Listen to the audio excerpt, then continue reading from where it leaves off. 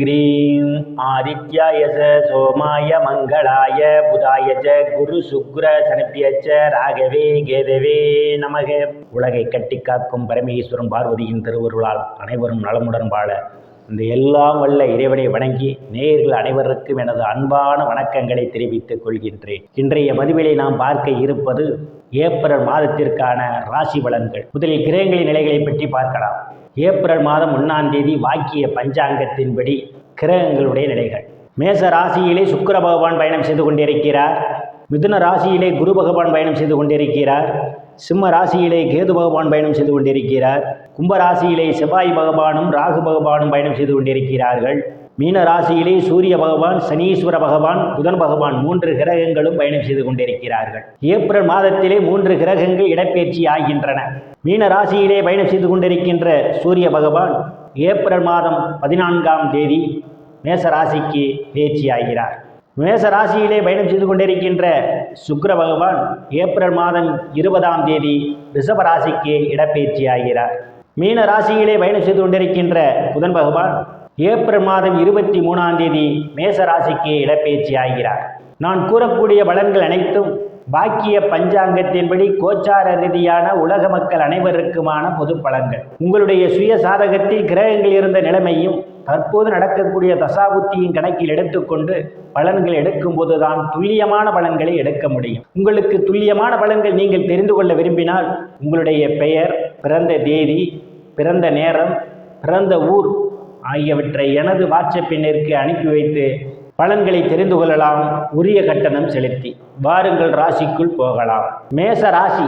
ராசியிலே சுக்கிர பகவான் பயணம் செய்து கொண்டிருப்பதும் ராசிநாதன் செவ்வாய் பகவான் லாபஸ்தானத்திலே பயணம் செய்து கொண்டிருப்பதும் இம்மாதம் 14ஆம் தேதியிலிருந்து பூர்வ புண்ணிய ஸ்தானாதிபதி சூரிய பகவான் ராசியிலே உச்சபலத்தோடு பயணம் செய்ய இருப்பதாலும் மேச ராசிக்காரர்களுக்கு இம்மாதம் பெயர் புகழ் அந்தஸ்திலிருந்து சந்தோஷம் நிலவக்கூடிய மாதமாகவே இந்த மாதம் அமைய காத்து கொண்டிருக்கின்றது.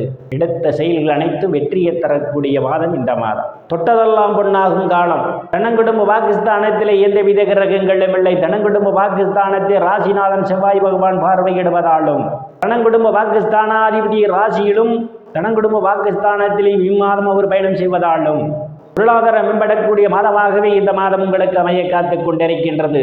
நீங்கள் எதிர்பார்த்து கொண்டிருந்த இடங்களிலிருந்தெல்லாம் பணவரவுகள் தாராளமாக கிடைக்கும். சிலர் புதிய ஆடை ஆபரணங்கள் வாங்குவதற்கான ஒரு சூழல் உண்டு.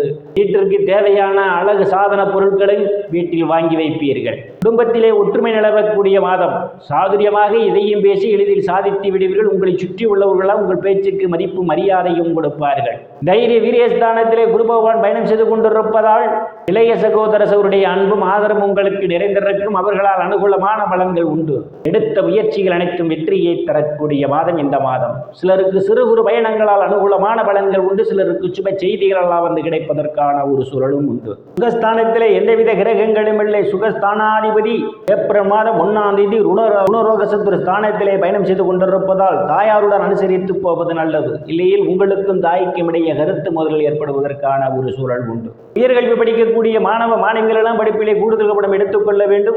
பூர்வ புண்ணியஸ்தானத்திலே கேது பகவான் பயணம் செய்து கொண்டிருப்பதும் பூர்வ புண்ணியஸ்தானத்தை ராசிநாதன் பார்வையிடுவதாலும் இதற்கு குழந்தைகளால் அவ்வப்போது சிறு சிறு பிரச்சனைகள் வருவதற்கான ஒரு சூழல் உண்டு.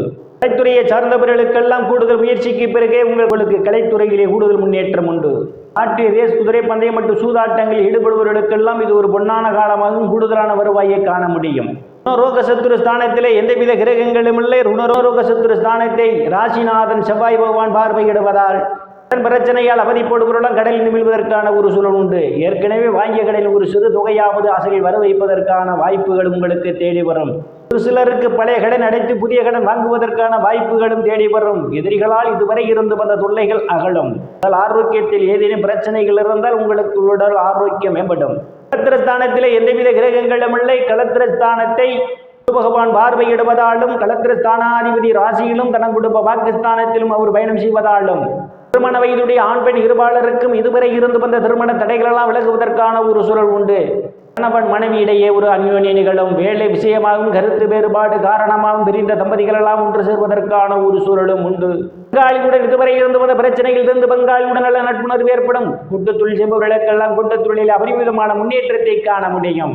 அஷ்டமஸ்தானத்தில் எந்தவித கிரகங்களும் இல்லை. அஷ்டமஸ்தானாதிபதி மாதம் லாபஸ்தானத்திலே அவர் பயணம் செய்து கொண்டிருப்பதால் எதிர்பாராத நேரங்களில் எதிர்பாராத இடங்களில் எதிர்பாராத பண வரவுகள் உங்களுக்கு கிடைப்பதற்கான ஒரு சூழல் உண்டு. நீண்ட நாட்களாக இந்த பணம் வராது என்று நீங்கள் தீர்மானித்த தொகை உங்கள் கைக்கு கிடைப்பதற்கான ஒரு சூழலும் உண்டு. இல்லாமல் அடுத்தவர் பிரச்சனையில் தலையிடுவதை தவிர்த்துக் கொள்வது மிகவும் நல்லது. பாக்கியஸ்தானத்திலே எந்தவித கிரகங்களும் இல்லை. பாக்கியாதிபதி தைரிய வீரியஸ்தானத்திலே பயணம் செய்து கொண்டு பாக்கியஸ்தானத்தை பார்வையிடுவதால் தந்தையினுடைய அன்பும் ஆதரவு உங்களுக்கு நிறைந்திருக்கும். தந்தை உங்களுக்கு பக்கபலமாக இருப்பார். தந்தை வழி சொத்துக்களில் ஏதேனும் பிரச்சனைகள் இருந்தால் உங்களுக்கு சாதகமான முடிவுக்கு வருவதற்கான ஒரு சூழலும் உண்டு. தர்ம காரியங்களிலே ஈடுபடுவீர்கள். சிலர் புண்ணிய ஸ்தலங்களுக்கெல்லாம் போய் வருவீர்கள். வெளிநாடு செல்வதற்காக முயற்சி செய்து கொண்டிருப்பவர்களுக்கு வெளிநாடு செல்வதற்கான வாய்ப்புகளும் தேடி வருகின்றது. சட்ட மேற்படிப்பு படிக்கக்கூடிய மாணவ மாணவிகளெல்லாம் படிப்பிலே சிறந்து விளங்குவீர்கள். ஆசிரியருடைய நன்மதிப்பையும் பாராட்டையும் பெறுவீர்கள். சிலருக்கு அந்நிய மதத்தினரால் அனுகூலமான பலன்கள் உண்டு. சிலருக்கு முன்பின் தெரியாதவர்களெல்லாம் உதவிக்கரம் நீட்டுவார்கள்.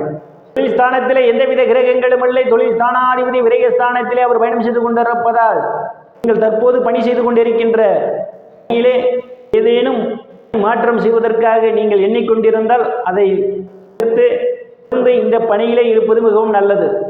இல்லாமல் இடமாற்றம் பணிமாற்றம் செய்து அதனால் மன உளைச்சல்கள் ஏற்படுவதற்கான ஒரு சூழலும் உண்டு. எச்சரிக்கை தேவை. செய்யக்கூடிய இடத்திலே கடுமையான போட்டி நிலவும். பொறுமையாகவும் இருந்து கையாள்வதே மிகவும் நல்லது. செய்து கொண்டிருப்பவர்களுக்கெல்லாம் தொழிலிலே கடுமையான போட்டி உண்டு. எச்சரிக்கை தேவை. இந்த போதிலும் தொழிலில் ஒரு விதமான முன்னேற்றத்தை காண முடியும். எப்படியான லாபத்தை நீங்கள் பெற முடியும். நாதன் லாபஸ்தானத்திலே பயணம் செய்து கொண்டிருப்பதால் கிடைக்க வேண்டிய பணம் எந்த விதத்திலும் வரும். ஸ்தானத்திலே சூரிய பகவான், சனீஸ்வர பகவான், புதன் பகவான் பயணம் செய்து கொண்டிருப்பதால் வெளிநாடு செல்வதற்காக முயற்சி செய்து கொண்டிருப்பவர்களுக்கு வெளிநாடு செல்வதற்கான வாய்ப்புகளும் தேடி வருகின்றது. அவ்வப்போது தேவையில்லாத செலவுகளும் ஏற்படும். செலவுகள் விஷயத்தில் கூடுதல் கவனம் எடுத்துக் கொள்வது மிகவும் நல்லது. திருவருள் அனைத்து செல்வ செழிப்பும் பெற்று சிறப்புடன் வாழ இந்த எல்லாம் வல்ல இறைவனை வணங்கி நேயர்களை மீண்டும் அடுத்த பதிவில் சந்திக்கும் வரை விடைபெறுவது ஜோதிடர் எஸ் ராமன். நன்றி, வணக்கம்.